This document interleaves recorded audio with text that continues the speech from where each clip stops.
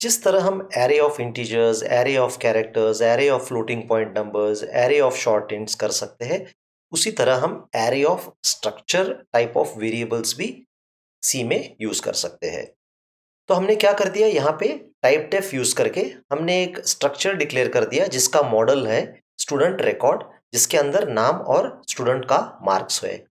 नाम है character type of data, width हो सकता है 50 कैरेक्टर्स, फ्लोट है रिप्रेजेंट कर रहा है मार्क्स टाइप ऑफ वेरिएबल को। क्योंकि हमने टाइप डेफ यूज किया है, जहां पे भी हमें स्ट्रक्ट स्टूडेंट रिकॉर्ड लिखना है उसका शॉर्टकट हम स्टूडेंट यूज कर सकते हैं। तो सबसे पहले हम ये दिखाएंगे कि आपको हमने एरे ऑफ स्ट्रक्चर डिक्लेरेशन कैसे किया जाता है।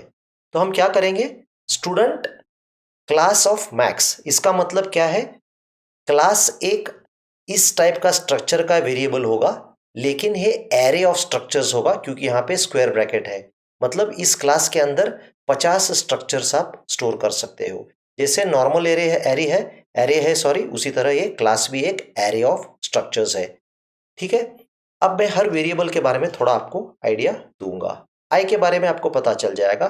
काउंट में क्या होगा, समझ लीजिए ऑल्दो इस एरे ऑफ स्ट्रक्चर्स का कैपेसिटी है 50, लेकिन हो सकता है कि यूजर केवल 4 स्ट्रक्चर, 5 स्ट्रक्चर या 10 स्ट्रक्चर ही एंटर करे।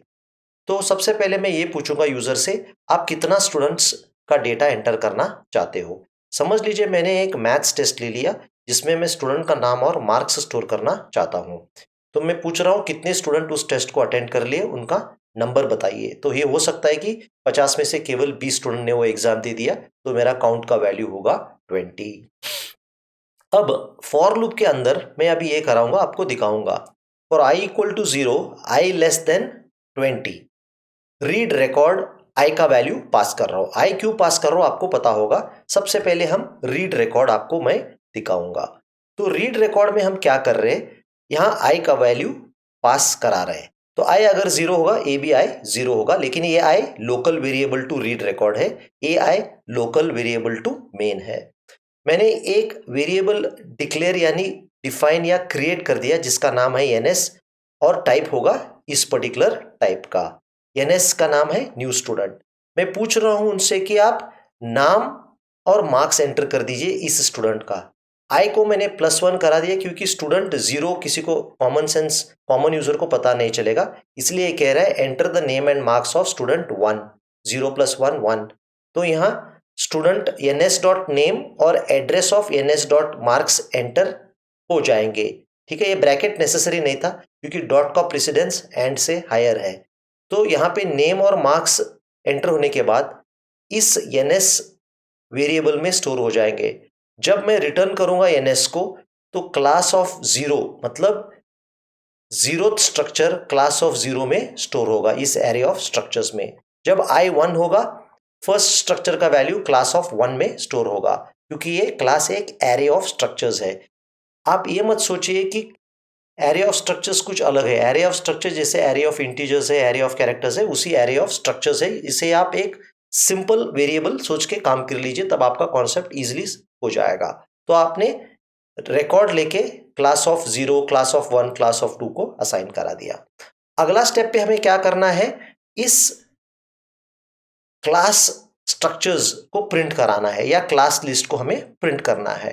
तो I is 0, I less than count, print record class of I, मतलब जीरोथ स्ट्रक्चर इस एरे में हम पास कर रहे हैं by value to print record.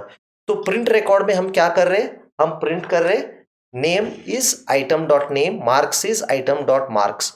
जो जीरोथ स्ट्रक्चर है वो आइटम में कॉपी होगा, इसी कारण आप प्रिंट करोगे।